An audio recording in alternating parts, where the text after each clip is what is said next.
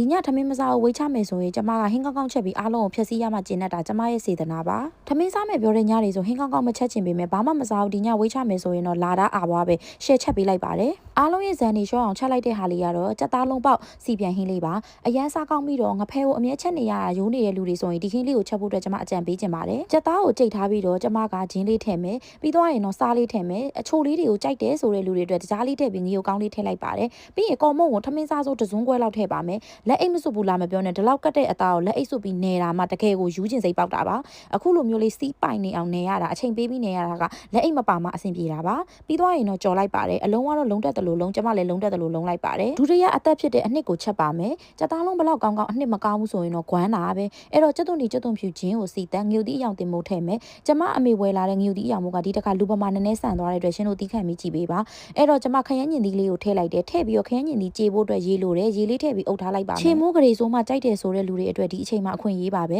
ခရမ်းညင်သီးကိုကြက်အောင်လို့နာခြေပေးရတာဆိုရှင်တို့ခြေချင်းထိုင်ရှင်နေလို့ရပါတယ်ပြီးသွားပြီဆိုရင်တော့ကြက်သားလုံးလေးတွေကိုကျမထည့်မယ်ကျမကဟင်းတွေခပ်ပြားတဲ့နေရာမှာဒါစတီးစွန်းကိုသုံးတာဒီလိုမှွေနေရင်တော့ဆီလီကွန်စွန်းပဲသုံးပါတယ်စတီးစွန်းလည်းမကောင်းသလိုဆီလီကွန်စွန်းလည်းအပူနဲ့ထိရင်မကောင်းတဲ့ချက်တွေအများကြီးပါကဲပြီးပြီဆိုရင်တော့ကျမမကြီးရည်လေး2စွန်း3စွန်းလောက်ထည့်လိုက်ပါတယ်အရသာအတွက်တော့အသားမုတ်လေးကိုအနှဲငယ်ထည့်လိုက်ပါထည့်ပြီးပြီဆိုရင်တော့စီပြန်လာပြီဆိုရင်တော့ကြက်ပြီပေါ့နော်အဲ့တော့ကျမတို့ကအပေါ်မှာရှမ်းနံပဲအုပ်မလားနံမီမဲအုပ်မလားကြိုက်တာအုပ်ပါကဲချက်နေရင်လည်းမီးပြတ်သွားတယ်အခုရက်တွင်မီးကနှောက်ပြီနော်နောက်ဆိုပုံနှောက်တော့မှာပါကဲပြောနေရင်မီးကပြန်လာပြန်ပြီကဲပြန်လာပြီပြန်ပြတ်ပြီဆိုတော့ဟင်းလေးတိုးလဲချက်သွားပါပြီတတနောက် vlog တွေမှာပြန်တွေ့မယ် see you